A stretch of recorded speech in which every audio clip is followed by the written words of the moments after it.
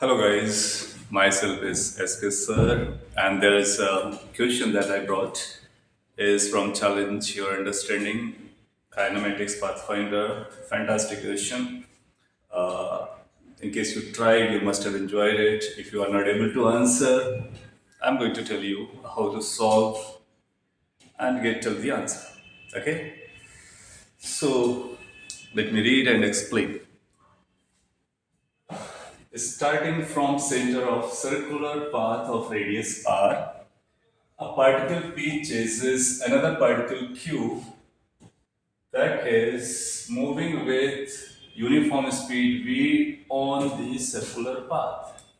So जो भी circular path के बारे में बात किया है जिसका रेडियस r है उस पर एक q पार्टिकल चल रहा है p पार्टिकल उसको चेस करने की कोशिश करेगा. The chaser p moves such that it always remains collinear with the center and the location of chased q. तो centre point P point Q point हमेशा कोलिनियर रहता है. मोर ओवर इसकी स्पीड को कांस्टेंट बोला गया है, पी कांस्टेंट स्पीड से चलेगा. चेसिंग का प्रॉब्लम है जिसमें सर्कुलर पाथ का इन्वॉल्वमेंट किया गया है. इससे पहले आपने चेसिंग के क्वेश्चंस किए होंगे जिसमें स्ट्रेट लाइन पाथ एक स्ट्रेट लाइन पे चलेगा, दूसरा किसी और पाथ पे चल करके पहुंचेगा. इसमें क्यू सर्कुलर पे चल रहा है, पी को किसी और पाथ पे किस तरह के पाथ पे चल कर वहां तक पहुंचना है ये देखना है. दो पार्ट है इस क्वेश्चन के, तो पहले तो फिगर बना था फिर इंडिविजुअल पार्ट्स की तरफ चले गए. सो सर्कल ड्रॉ कर लेते हैं. This is here so that we can use the space property.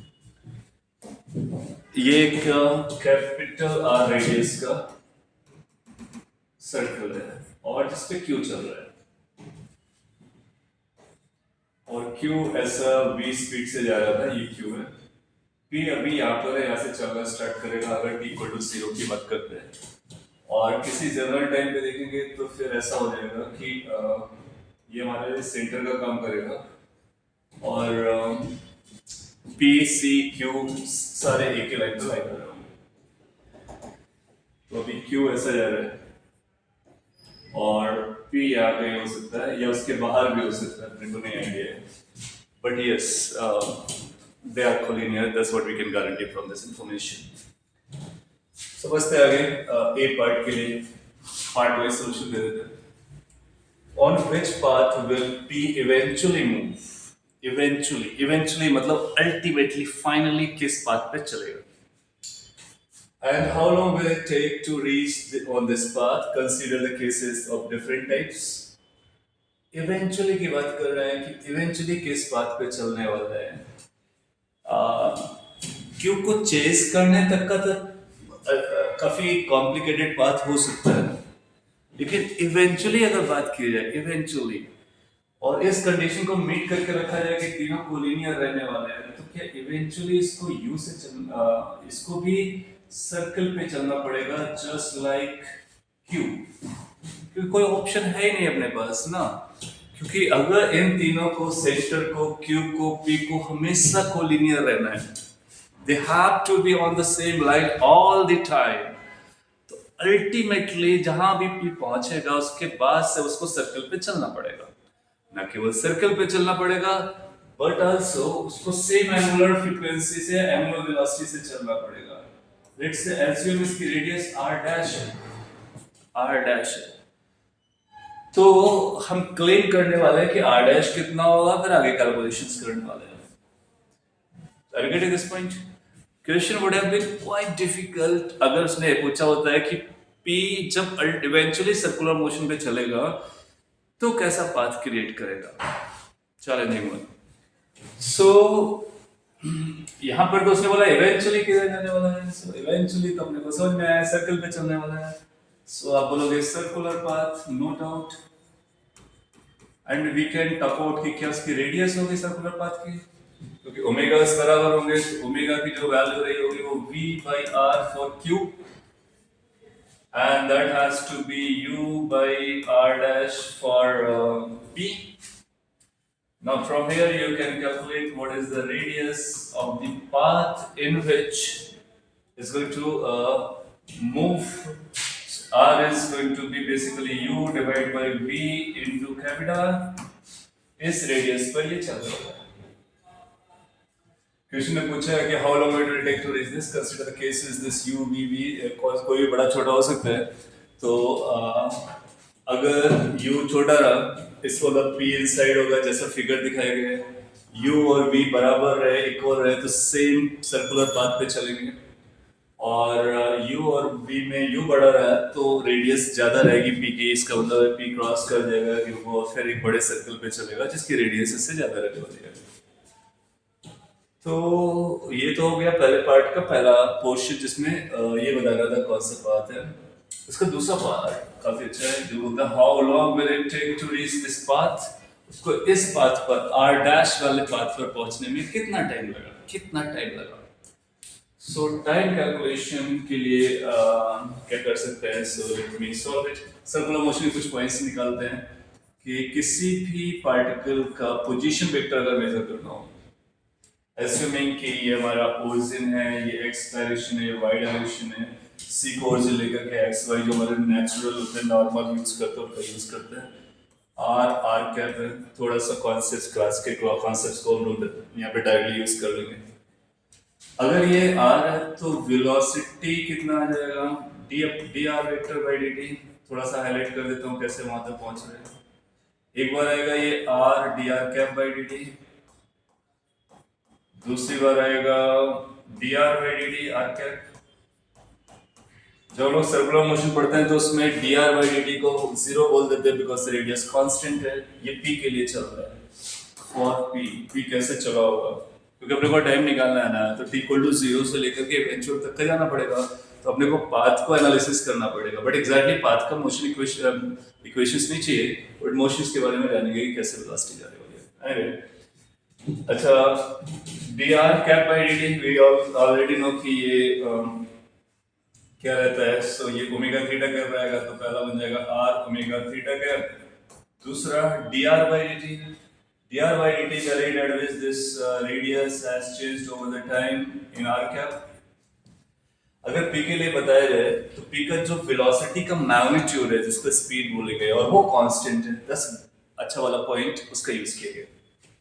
सो इसका जब मैग्नीट्यूड लोगे तो इसका आएगा u square is equal to directly इसका स्क्वायर बनेगा r square omega square and you will find dr bye dt का होल स्क्वायर।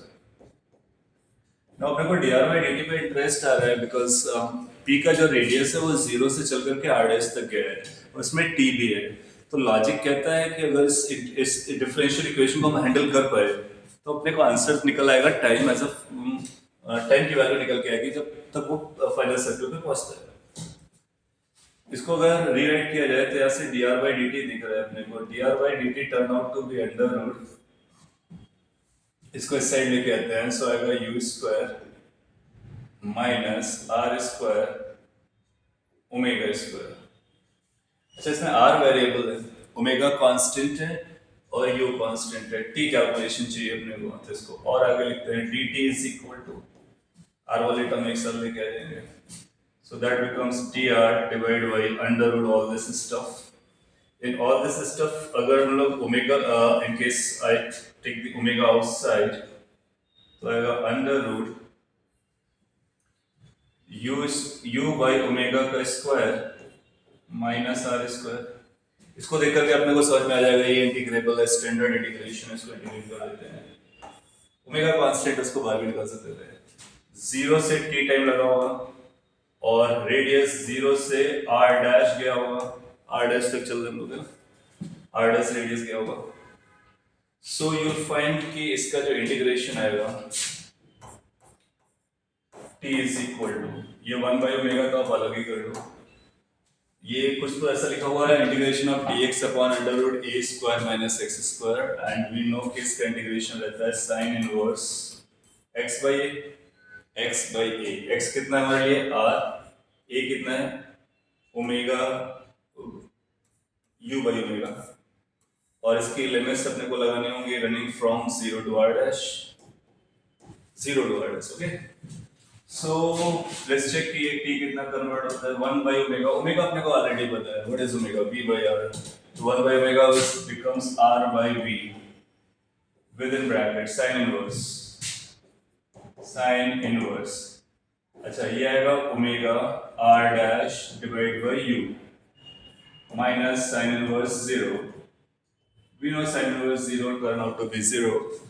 अच्छा यहाँ पर ध्यान से देखो r डैश की वैल्यू लोग ऑलरेडी निकाल चुके हैं और ओमेगा के बारे में अगर r डैश को ओमेगा के टर्म में देखोगे तो आपको r डैश ओमेगा की वैल्यू u दिख रही है, बेसिकली ये 1 दिख रहा है. सो टाइम जो अपने पास आया है that is r by v sin inverse 1. What is sin inverse 1? That is pi by 2. So t turn out to be pi r by 2v. So that is the time after which the particle P, which was stays here, will eventually go to the circular path. अभी अच्छा था, time निकल के आ गया, वहां से radius निकल के आ गया, क्यों अपना सर्कल पे चल रहा था, ये ऐसे निकाल सकते हैं. पार्ट बी अब आप कर सकते हो, अगर इतना समझ में आ गया है तो पार्ट बी के लिए मैं केवल हिंट देके छोड़ता हूँ, बिकॉज आपको भी कुछ करने की जरूरत रहेगी बेस्ड ऑन दिस लर्निंग. मैं आइडिया देता, पूरा आइडिया देता आपको, है ना, उसकी वरी नहीं करना, बट निकालना है और एक न्यूमेरिकल आंसर आएगा, आंसर वेरीफाई करना है बाय चेकिंग दी आंसर की. It will match for sure. If speeds of the particles u given है, v given है, r radius of the circle दे रखा है, basically सारी वैल्यूज दे रखी हैं. How long p will take to reach q? अब ये देखो, इसने बोला है how long particle will take to reach q. उसने ये नहीं बोला कि eventually जहां पर सेटल्ड हुआ है वो टाइम बताओ. तुम ये नहीं बता सकते, सारी वैल्यूज इस पे नहीं रख सकते, ना ना ना, वो गलत हो जाएगा. क्यों? क्योंकि उसको q तक पहुंचाना है. Moreover, look at this. v की वैल्यू 4 है और u की वैल्यू 8 है, तो ये कौन से केस पे जा रहा है? ये इस वाले केस पे जा रहा है. और आपको रेडियस से समझ में आ रहा होगा, उसकी जो रेडियस आएगी ना, r के रेडियस से बड़ा आएगा. इसका मतलब p जो है q को क्रॉस करके एक बड़े सर्कल में जाने वाला है. सिंस कंडीशन है कि तीनों को कोलिनियर होना होगा, तो जब p q को क्रॉस कर रहा होगा तो q को टच करके जाएगा. क्योंकि you know, because they need to maintain the length, right? Collinearity. तो इसलिए इसने पूछा है कि वो टाइम बताइए जब p q को मिलता है, q पर पहुंचता है. तो उस टाइम के लिए अपने को क्या करना है, इसी चीज को, यही सेटअप को लेकर रखना है. इसी सेटअप में 0 से r डैश की बजाय 0 से r कर देंगे. तो जैसे हम 0 से r करेंगे, अपने को पता चल जाएगा कि एक एक्सप्रेशन आएगा जो कि sin इनवर्स 1 नहीं आएगा, उसमें कुछ तो रिलेशंस आएंगे, वैल्यूज रखेंगे, एक आंसर आएगा, परफेक्ट आंसर हो जाएगा. सो इस तरह से इस कॉम्प्लिकेटेड और इंटरेस्टेड अच्छे क्वेश्चन का आंसर आप कर सकते हो. And do comment if you got the answer. Okay, I will wait for that. Thank you.